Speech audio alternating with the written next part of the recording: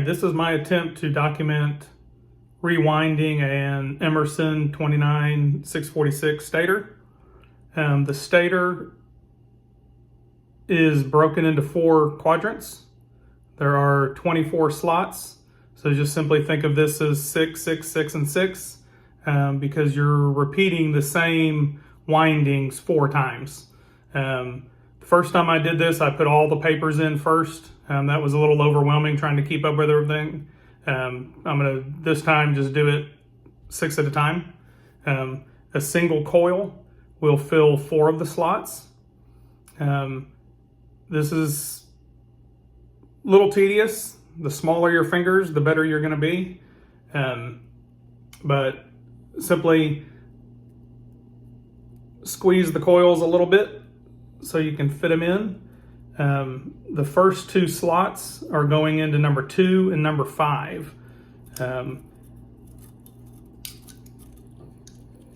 It's one of those things you get the hang of it, just spreading the wires out, sliding them in, a little back and forth action, roll into the fingers, and they make their way in.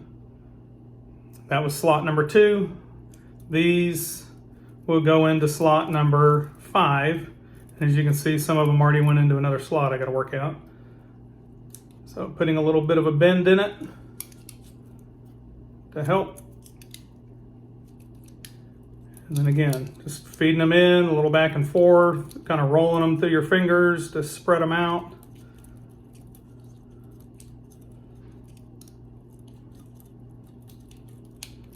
Sometimes they just go right in. Sometimes you get one that hangs up, causing you a fit.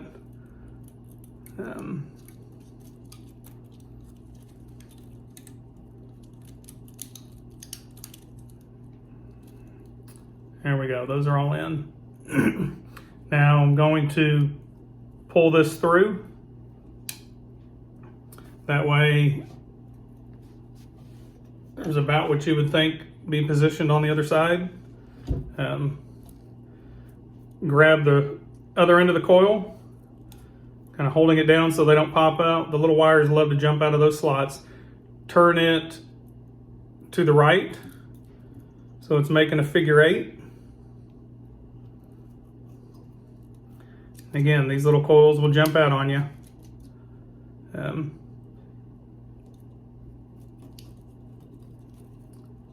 then give it a good bend. More fingers you have, the better.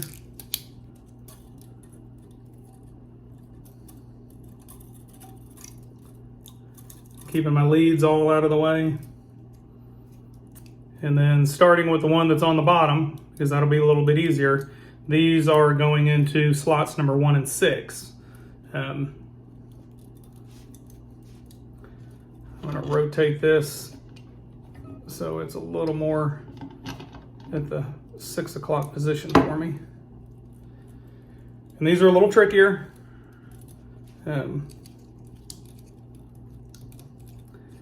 You don't have as much room to work. You don't have as much back and forth action.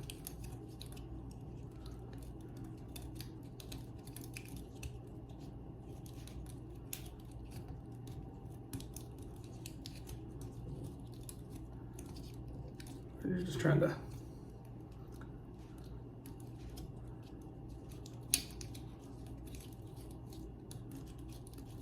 spread them apart, work them in, roll them between your fingers.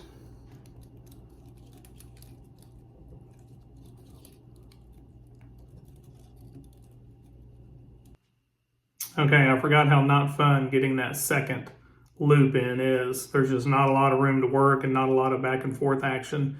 Once those all go in,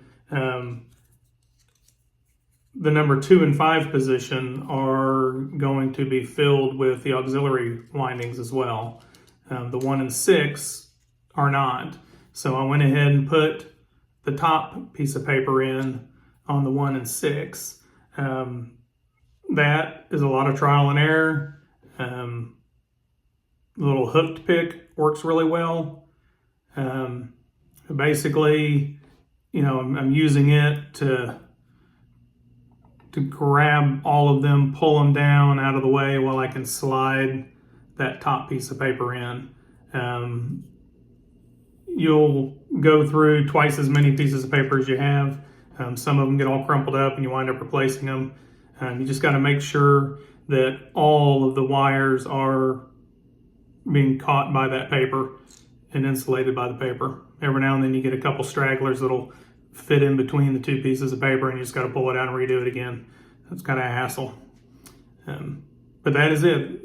Basically, you're just going to repeat this pattern 4 more times and then switch over to the auxiliary windings.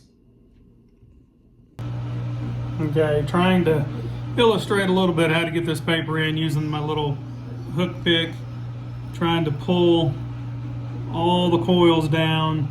That way they're away from the paper on each side, and then it's just simply doing your best to fit that paper in, making sure it's good in on the sides.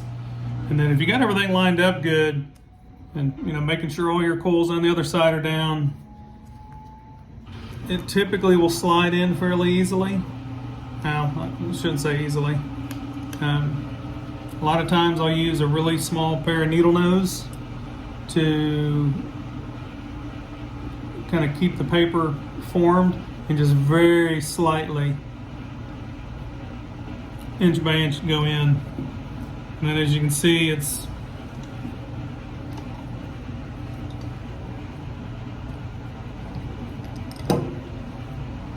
and you've got all the coils are in, paper's fully covering it.